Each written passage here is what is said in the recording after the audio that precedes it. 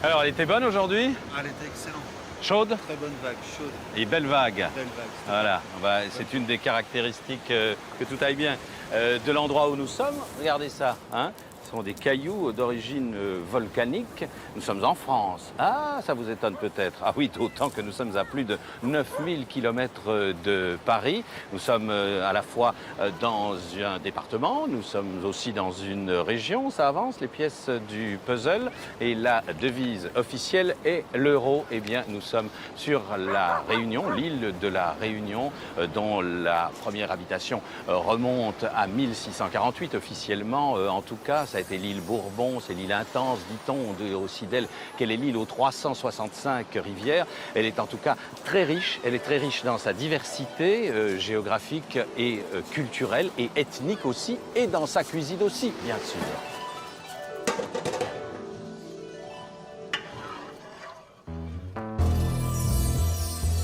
Saint-Denis, située au nord de l'île, la plus grande ville d'outre-mer. Avec 134 600 habitants, elle n'a pas à rougir face aux grandes cités de la métropole. Université de l'océan Indien et française, théâtre, unité de recherche, centre culturel public ou privé, Saint-Denis a tout d'une grande ville de la République. Au cœur du chef-lieu de l'île, des parcs, des musées, des monuments, mais aussi des bâtiments restés pour certains intacts à l'image de la maison de Ramon. Dans cette superbe maison classée, nous sommes reçus par Gabriel Jonquière d'Oriolac, qui est l'architecte des bâtiments de France à La Réunion. Maison classée, je le disais, superbe, équilibrée et qui a une histoire en plus. Oui, alors l'histoire de cette maison est intéressante car étant du XVIIIe siècle, du début du XVIIIe siècle, elle est à elle seule une sorte de résumé de l'architecture de ces grandes maisons créoles. Est-ce qu'il y a un style architectural réunionnais? L'origine de l'architecture à La Réunion vient de deux secteurs du monde.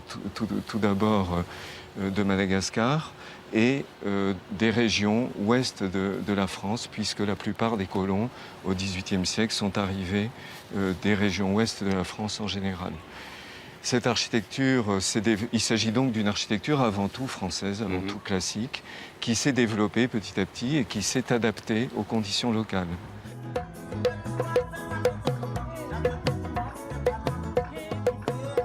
Nous quittons Saint-Denis, lieu de naissance de Roland-Garros, pour nous rendre à Sainte-Suzanne, logée au bord de l'océan Indien, à quelques kilomètres du chef-lieu de l'île.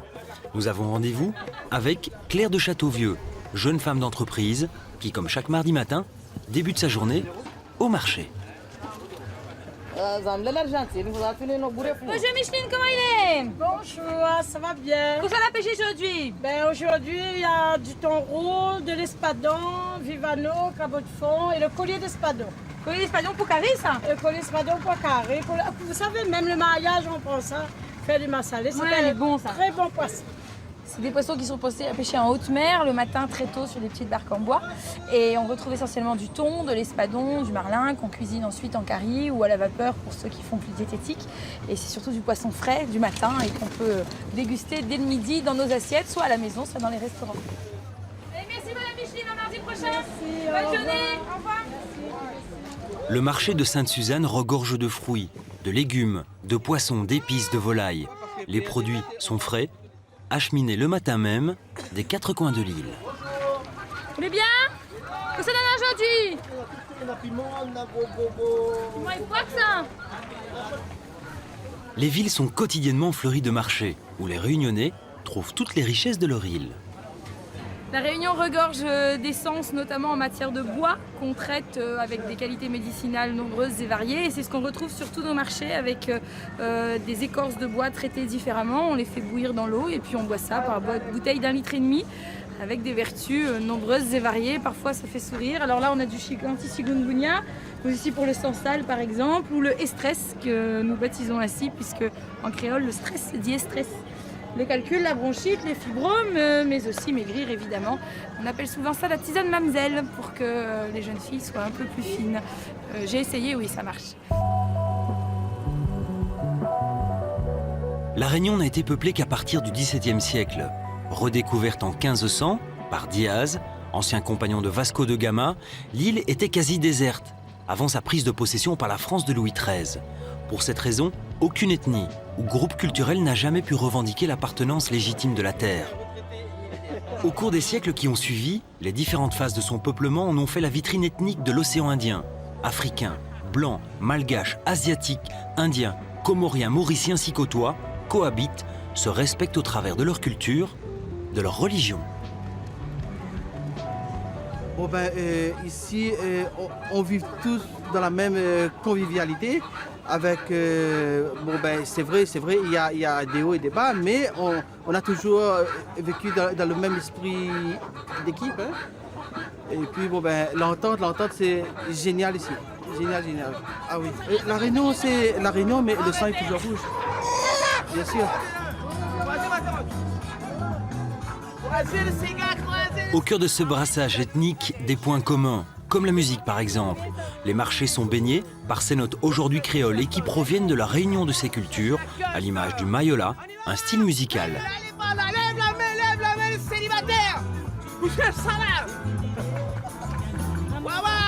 Oui, à un certain moment, il y a eu l'évolution de l'esclavage. Le maloya a explosé. Le maloya, le reggae, le ségué, le merengue, le sega, ça a fait notre culture. Mais notre culture, la culture de la Réunion même, la musique réunionnaise, c'est né à base de maloya, esclavage. C'est ça, voilà. Des marchés dans les villes, mais aussi le long des routes. Nous sommes à quelques pas de Sainte-Suzanne, sur la nationale qui mène à Brapanon. Des marchands vendent des alevins de cabot que l'on appelle ici bitchik. Rares et chers, ils peuvent atteindre 35 € le kilo. Les bitchiks sont très prisés par les Réunionnais, surtout lors des repas de fête de fin d'année. À la prochaine. Au revoir. Allez, au revoir. Un autre produit phare de l'île, c'est le litchi. Pour nous en parler, nous sommes partis à la rencontre de Viviane qui cultive ce fruit. La Réunion en produit annuellement 8000 tonnes. La campagne débute en général le 15 novembre et s'étale sur 3 mois. 20% seulement de la production totale sera exportée. À La Réunion, on trouve surtout dans l'est de La Réunion. Ah oui. Et c'est un litchi, c'est un fruit un peu fragile, très fragile, surtout pour l'exportation. C'est quoi comme fruit? C'est sucré, c'est salé? C'est sucré avec un noyau. Et puis voilà, je vous épluche un litchi. Voilà. C'est une coloration, là c'est une coloration rosée. En principe, c'est une coloration, disons, rosée à 85% de cette coloration, c'est pour l'exportation. Sinon, nous, ici, Réunionnais, on mange le litchi plus foncé, c'est-à-dire plus rouge pour nous. Mais pour l'export, on ne peut pas l'expédier et l'exporter parce que c'est très fragile. Et là, si le litchi est plus mûr, ça ne va pas, ça va pas tenir, quoi. Nous quittons les bords de plage pour découvrir les hauteurs de l'île. Nous voici dans les Macs, à 13 km au nord de Saint-Louis, où nous attend Guy. On a pris encore un peu d'altitude. On est venu dans cette partie de l'île que l'on appelle les Hauts pour aller chez Jean-Luc et Edith qui ont une table et chambre d'hôtes pour d'autres activités du dimanche aussi. Edith, bonjour Guy. Qu'est-ce que vous nous achetez là? Là, je prends la tomate en bus. En bus? Oui, en bus, oui. En bus? En buste. Ah oui, en buste. Ah oui, pas en autobus. Non, d'accord. C'est un fruit, ça. Qu'est-ce qu'on en fait? Alors, on coupe, on mange cru. Ouais. Ou alors on mange en rogaille ou on fait de la confiture. Ouais, c'est dur, hein. Oui, c'est dur. Vous parlez de la cuisine traditionnelle authentique, on ne va pas détailler la carte, Oui, elle est oui. impressionnante. Oui. 2 ou 3 exemples, 1 ou 2? Alors l'exemple, c'est que les gens ils viennent pour manger le sauté de bourgeon de chou vert. Après on fait le curry de tigeac boucané pendant les saisons. Puis on fait le lapin vanille que vous ne trouverez pas ailleurs non plus. Hein. Vous allez trouver que chez nous, c'est une recette que j'ai sortie. Et puis on fait le canard, le poulet, le lapin, c'est la cuisine tradition au feu de bois. Pendant qu'Edith prépare sa pintade au kombava, une sorte de petit citron vert, Jean-Luc, son mari, concocte la recette traditionnelle qui va accompagner le riz, la sauce de haricots rouges et la volaille.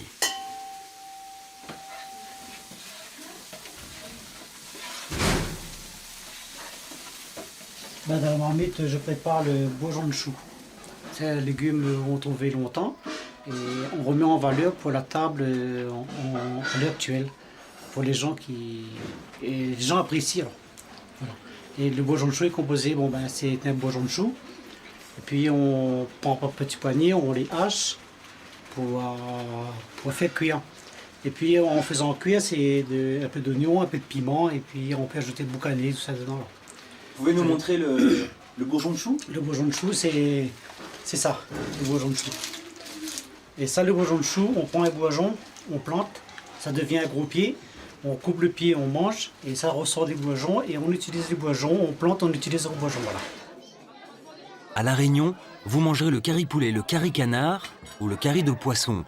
Ceux-ci sont cuits avec tomates, oignons et épices, en accompagnement du riz, des rougailles, c'est-à-dire un mélange d'épices, mais aussi des petits bols remplis de légumes secs en sauce, généralement lentilles ou pois. Les ingrédients sont servis séparément. Mélangez le tout, c'est très mal élevé. Le curry se mange du bout de la fourchette. C'est du bread. Nous, on est rayonnés, on aime bien manger. Le curry surtout. Hein. Et on aime tout le monde. Ici, on mange bien.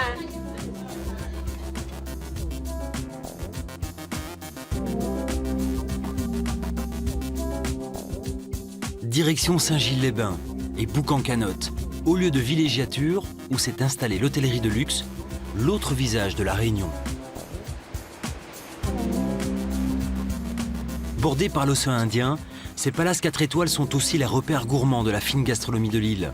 À l'image de la Villa des Lagons, située à Saint-Gilles-les-Bains. Raffiné et exclusif, cet hôtel isolé entre terre et lagon propose de superbes langoustes fraîches, rôties dans un beurre de crustacés à la cardamone.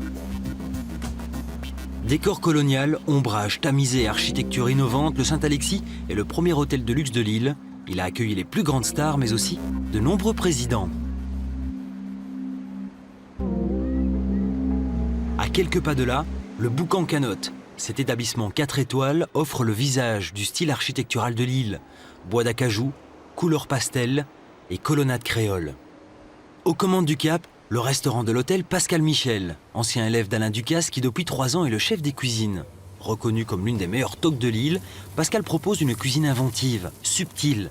Il conjugue les arômes et les parfums de la Réunion, abricots et noix de coco avec salade et tartare de bâton de palmiste, une sorte de palmier dont on mange le cœur. Ou encore la langouste, qu'il marie avec des produits de l'île. En ce qui concerne le niveau de la langouste, nous allons utiliser le fruit de la passion principalement. Ça va être vraiment la base parce que ça va être mélangé avec un jus de crustacé et une réduction de fruit de la passion qui va être associé avec plusieurs sortes de légumes, c'est-à-dire la carotte, la courgette, le chouchou, donc la christophile. Donc c'est un produit typique de l'île de la Réunion avec des pleurotes, donc un produit aussi d'ici, et des petites pommes de terre râtes. Dans ma cuisine, ce qui me fait vibrer, c'est le contact avec le client quand je vais le retrouver à la fin du repas. C'est une langouste, quand elle est, ou quoi que ce soit d'autre, un produit noble, un produit frais, un produit qu'on a découvert au marché. Et c'est la saison, c'est un produit vraiment qu'on n'a pas l'habitude de travailler. Tout ça, ça me fait vibrer, le partage avec une équipe. Cassolette de langouste. Tartare de palmiste. Bon appétit. Bon déjeuner. Merci beaucoup. C'est extraordinaire.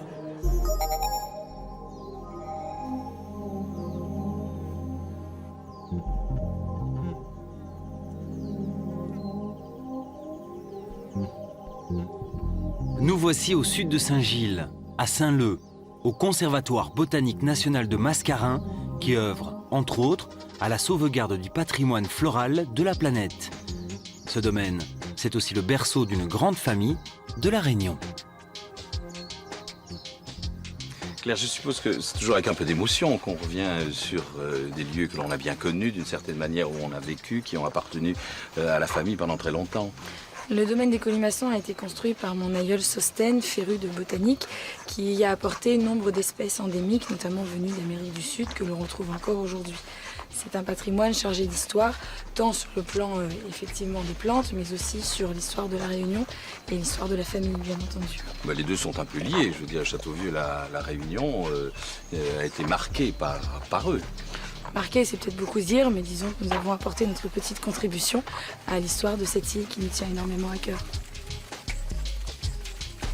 Alors nous sommes toujours ici dans le domaine, nous avons quitté le jardin aujourd'hui botanique proprement dit, devant l'église, qui est une église familiale.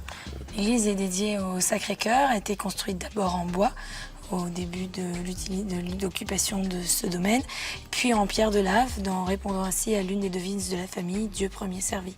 Beaucoup de souvenirs liés à ce domaine en ce qui vous concerne? Oui, des souvenirs de famille, des souvenirs de foi, des aventures humaines. Chacune de nos tantes vieilles filles exerçant les rôles de catéchèse, infirmière, pharmacienne, enseignante auprès des populations environnantes, mais aussi des souvenirs plus tristes puisque chacun des nôtres sont enterrés aux alentours et à l'intérieur de l'église. Voilà ce domaine de colimaçon aujourd'hui public que vous pouvez visiter dans la sérénité en découvrant l'histoire d'une famille et les espèces botaniques assez rares. Parler des plantes à La Réunion, c'est évoquer l'orchidée cultivée entre autres à Bras-Panon. Cette fleur, grâce à l'intervention humaine, donne naissance à l'un des parfums les plus réputés au monde, la vanille. Tout part de la fleur, je dirais. Pour faire plus simple, ce sont des fleurs d'orchidées, des fleurs extrêmement fragiles et très éphémères. Elles éclosent la nuit et il faut les féconder manuellement, fleur par fleur, avant la fin de la matinée. Car l'après-midi, sous l'effet de la chaleur, les pétales se referment et là, la manipulation est beaucoup plus délicate. La structure même de la fleur fait que l'homme doit intervenir pour rapprocher les éléments mâles et femelles. C'est une manipulation simple qui a été découverte par un jeune esclave, Albius, en 1841. Et cette pratique est toujours perpétuée aujourd'hui, aussi bien à La Réunion que dans l'océan Indien et dans tous les pays du monde où la vanille est cultivée. Comment est-ce qu'on pratique la fécondation, je dirais? Alors, donc il faut le faire le matin. Je vais un peu abîmer la fleur pour simplifier l'explication. Donc on écarte les pétales. On descend ce jabot là. Alors le problème, c'est que les éléments mâles se trouvent sur ici, et il y a une languette qui sépare l'élément mâle des éléments femelles à l'intérieur. Donc avec une pointe fine, là j'ai pris une petite branche. On peut prendre une épine de citronnier ou une épingle tout court. On va passer sous les éléments mâles, sous la languette. Et avec le doigt, on appuie légèrement. Ce geste suffit. C'est un geste qui est très simple, mais à la fois très délicat. Et si la fécondation a réussi, dès le lendemain, ces pétales vont noircir. Et au bout d'une semaine seulement, la petite tige qui porte la fleur va se développer et devenir gousse de vanille. Et la gousse de vanille ressemble ça ressemble à des haricots verts. 9 mois après la fécondation, les gousses, alors d'une couleur jaunâtre, seront récoltées à la main, puis échaudées, étuvées, séchées au soleil, ensuite triées avant la dernière étape, la mise en malle. Alors à ce stade, nous sommes en phase finale de la préparation de la vanille. 9 mois entre la fleur et la gousse. À nouveau 9 mois entre le début de la préparation et ce que nous appelons la maturation des gousses de vanille. Nous avons mis ces gousses de vanille dans ces balles pendant 9 mois au moins. Nous avons fait ces bottes très serrées de façon que l'arôme de vanille se développe véritablement durant cette phase-là. Vous avez des gousses qui ont une couleur brune foncée et elles sont luisantes. c'est une espèce d'huile essentielle sécrétée naturellement par la gousse de vanille, pour obtenir cet arôme qui est à la fois riche, complexe et puissant, avec des notes de pruneaux séchés, de tabac séché, de réglisse, de chocolat. Et c'est lors de la cuisson que la synthèse des arômes va se faire et donner cet arôme vanille si séduisant et enivrant. La vanille de la Réunion est aujourd'hui concurrencée par celle de Madagascar et d'Indonésie, où la main-d'œuvre est moins chère. L'île en exporte environ 20 tonnes par an, 5 fois moins qu'à la fin du 19e siècle, mais son raffinement et sa qualité séduisent toujours les meilleurs toques du monde. Je trouve ça assez joli, moi, ces motifs sculptés que l'on retrouve d'ailleurs, avec des variantes, hein, bien sûr, sur la plupart des maisons authentiques de l'île. Et à propos d'authenticité, nous sommes ici dans l'est de l'île, à Brapanon, où bat vraiment le cœur, dit-on, de la Réunion et son âme aussi. C'est le cas chez Eva Hannibal, avec qui j'ai rendez-vous, un personnage étonnant qui tient depuis 20 ans une ferme auberge aujourd'hui connue dans le monde entier.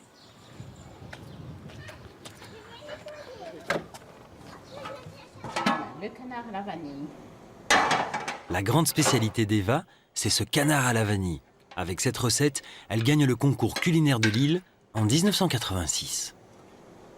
Autre recette, dont elle a le secret, c'est le gratin de chouchou, le légume favori des Réunionnais. Appelé chayotte dans le midi de la France, le chouchou fait penser à un avocat de couleur vert-jaune pâle. Allez, je vous sers, c'est un gratin de chouchou.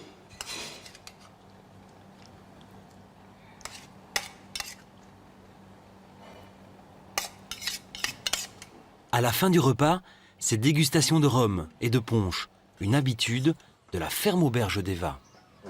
Ah ah, voilà la sainte table, on pourrait presque dire. Hein. Oui. Alors là, il y a des punches Et des rhums. Et des rhums. Alors, les rhums avec les punches, c'est pas pareil. Ah, bah j'allais justement vous demander de m'expliquer la différence. Parce que les rhums, c'est les fruits carrément dans le rhum. Donc, Ouais. il est fort, Mhm. il est sec.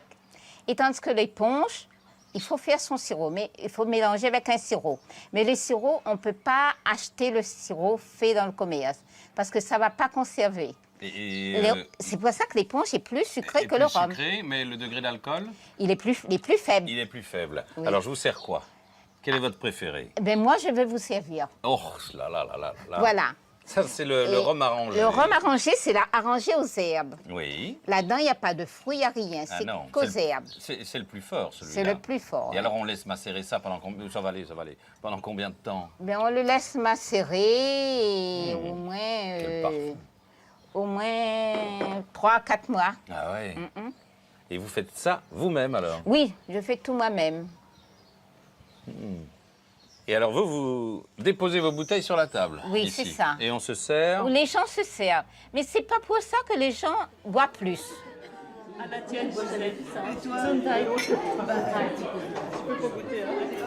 C'est un punch tamarin. Oui, c'est bon. Mais le rhum arrangé que j'ai pris l'année. Il est bon aussi. Ah, Eh bien oui. rien qu'à sentir.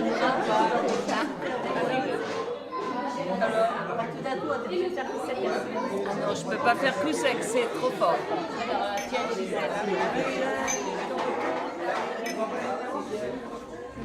À Saint-Paul, non loin de Brapanon, se trouve la distillerie de Savannah qui accueille les touristes. C'est ici que commence la découverte de l'un des produits phares de l'île, le rhum. Chaque année, 500 000 litres y sont fabriqués. Des rhums agricoles, traditionnels ou grand arôme sont obtenus dans cette distillerie. Le rhum, on commence à partir de la mélasse, qui provient directement de la sucrerie. Cette mélasse est mélangée à l'eau pour faire un mou qui sera fermenté à l'aide des levains. Et au bout de la fermentation, on extrait l'alcool du vin dans des colonnes à distiller.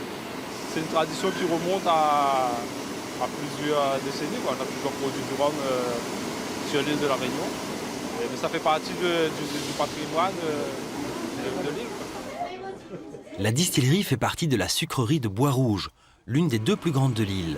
Avec Gaulle à Saint-Louis, cette usine exporte 2 millions de tonnes par an, soit 65% des exportations de la Réunion. En 1785, la première sucrerie voit le jour. 221 années plus tard, la filière assure l'emploi de 15 000 personnes.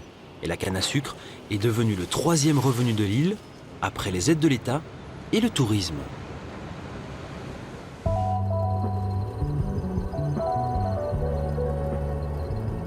Nous terminons notre escapade à La Réunion en compagnie de Jean-Marc. À son compteur, 4500 heures de vol.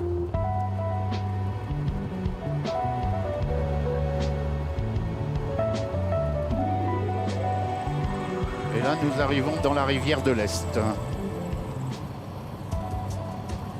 Le lieu dit Takamaka, qui est l'endroit du monde où la pluviométrie annuelle moyenne enregistrée est la plus forte. On a un chiffre de 14,60 m, c'est-à-dire 23 fois la pluviométrie parisienne. Donc Takamaka.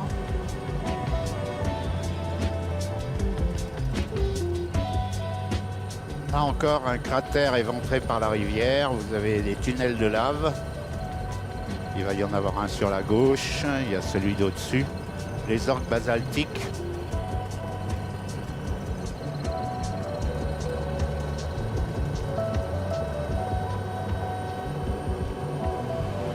Ces cascades font 300 mètres de haut. Donc si vous voulez, ça vous paraît étroit, mais malgré tout, on peut, à titre de comparaison, on pourrait mettre la Tour Eiffel dans ce trou quand même. Eh bien voilà une autre manière de découvrir la Réunion, une façon très privilégiée, il est vrai, une île entre le ciel et l'eau comme un gros caillou posé sur la mer et plein de contrastes bien sûr entre l'urbanisation intense de la côte avec 24 villages dont soit dit en passant la moitié porte le prénom d'un saint ou d'une sainte et évidemment la solitude immense des plateaux, des sommets jusqu'à plus de 3000 mètres où quelquefois les volcans donnent le spectacle étonnant et presque émouvant de cracher le feu.